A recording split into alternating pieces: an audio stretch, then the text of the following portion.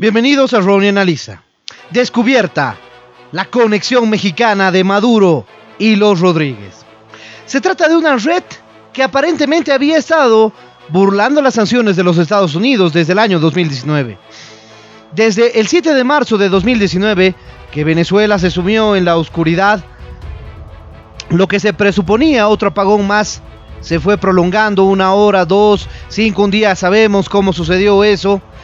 Entre acusaciones de sabotaje, el gobierno chavista se movió sigilosamente y recurrió a la colaboración de socios que habían estado granjeando durante décadas.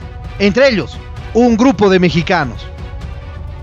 Lo que en un primer momento se planteó como un acercamiento para tratar de paliar las carencias energéticas del sistema que, como sabemos, fue socavado como resultado de la corrupción terrible de la dictadura madurista y de la dictadura chavista durante 2 décadas de mala gestión en el sistema totalmente corrupto de electricidad, terminó siendo un mecanismo para eludir las sanciones a niveles que pocos sospechaban.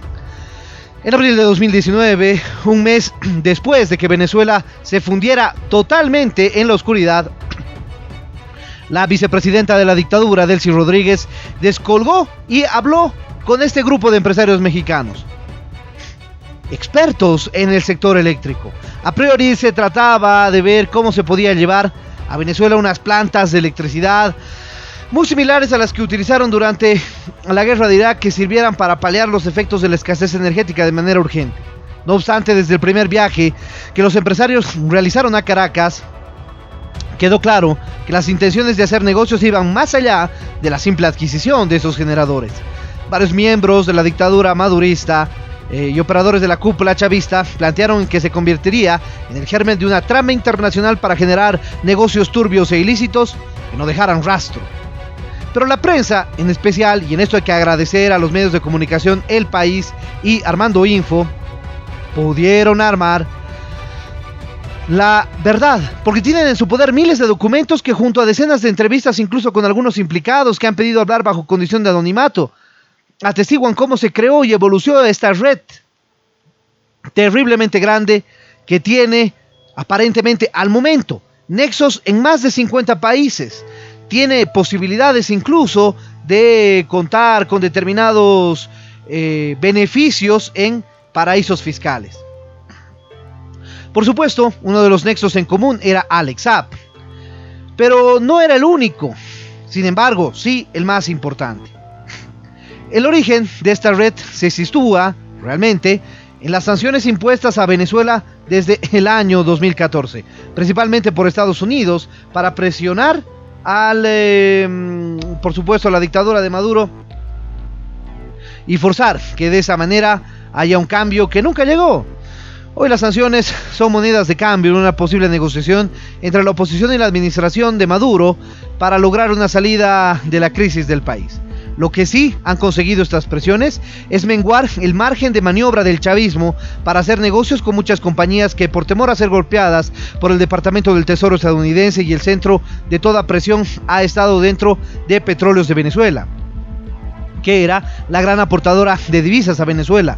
El país, con una de las mayores reservas de petróleo del mundo, y como sabemos hoy en día ha sufrido ya PDVSA el descalabro total de todos sus activos, de todos sus recursos, debido a la corrupción, a la mala gestión, al descuido y totalmente las malas políticas, expulsando a la gente más capacitada de PDVSA.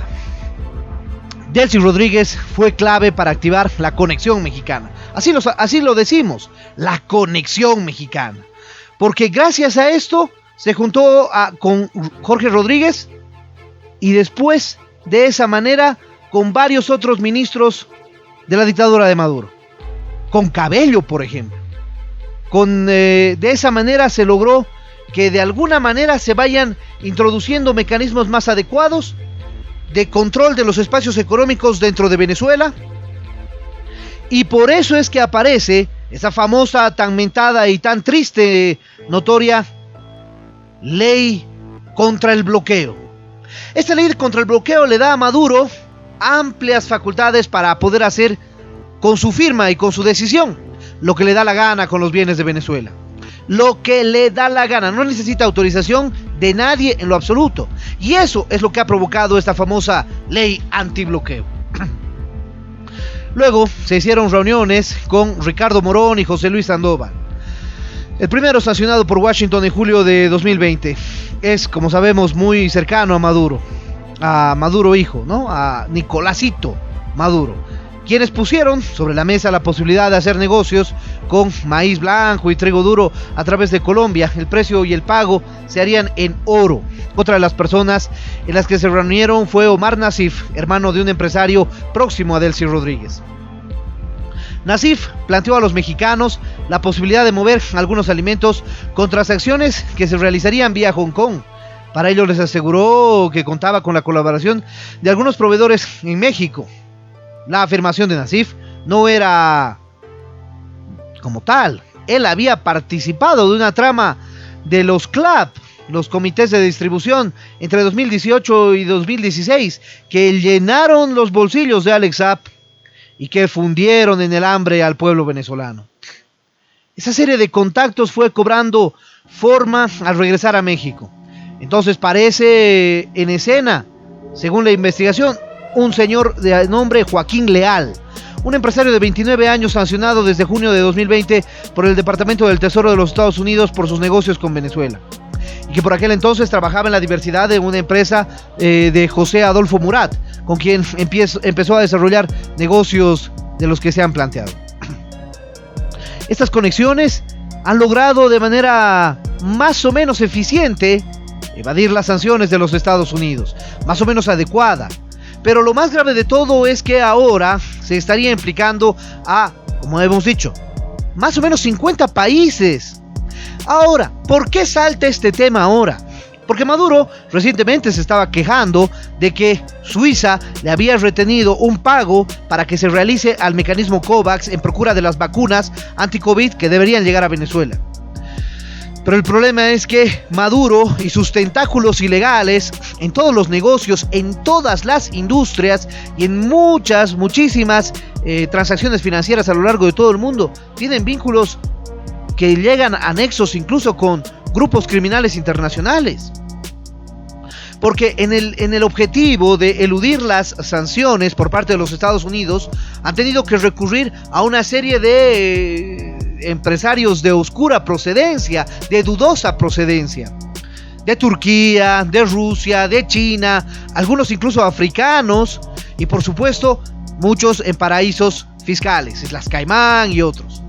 Ahora bien, esta conexión mexicana que ha logrado eludir durante, ya lo podemos decir, 2 años las sanciones, ha sido ahora seriamente investigada. Lo importante es que toda esta información ya ha sido encargada a la Unidad de Inteligencia Financiera de México, dirigida por Santiago Nieto, quien inició una investigación para seguir el rastro del dinero. Los resultados, sin embargo, son ínfimos. El pasado 18 de mayo, la UIF presentó ante la Fiscalía una denuncia a la que ha tenido acceso la prensa y pidió aseguramiento de un centenar de cuentas de Libra a bordo de Leal, Cepeda Esparza, su madre Verónica y otros miembros que son ciudadanos mexicanos. De aquella primavera, que fue el único viaje de Murat y Leal realizaron juntos a Caracas, el primero asegura que dejó el negocio en manos del segundo.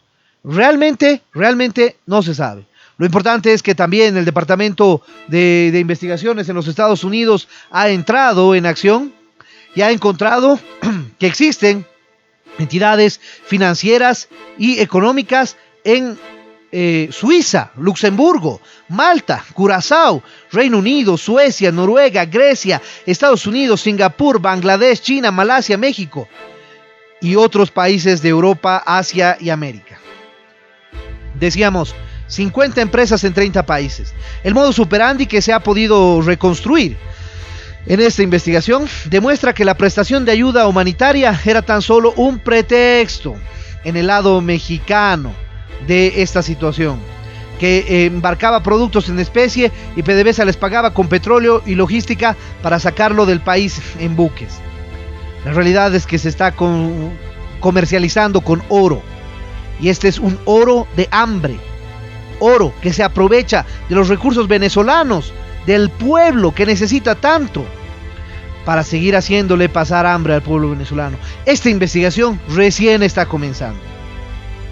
Y así como este video lo acabamos de hacer, vamos a seguir profundizando en el análisis de la conexión mexicana. Este astuto plan que idearon los hermanos Rodríguez y luego pasaron con Cabello y Maduro para eludir las sanciones, pero ahora, al ser descubierto por una pequeña investigación de la Unidad de Investigaciones Financieras de México, resultará en más sanciones, no solamente para la dictadura madurista, sino para muchos otros testaferros que a lo largo de todo el planeta, lamentablemente, han tratado de ayudar, no de manera gratuita. Todos han sacado su gran tajada, pero lamentablemente es que esa gran tajada es quitarle el pan de cada día de la mesa del pueblo venezolano. Bueno, les dejo la opinión a ustedes. Si les pareció interesante este video, no se olviden dejarle me gusta. De igual manera, suscríbanse al canal y activen la campanita para poder recibir nuestras notificaciones. Déjenos su comentario en el espacio de comentarios para poder realizar un debate permanente sobre este tema. Y en ese sentido estaremos pronto con un nuevo video aquí en Ronnie Analiza.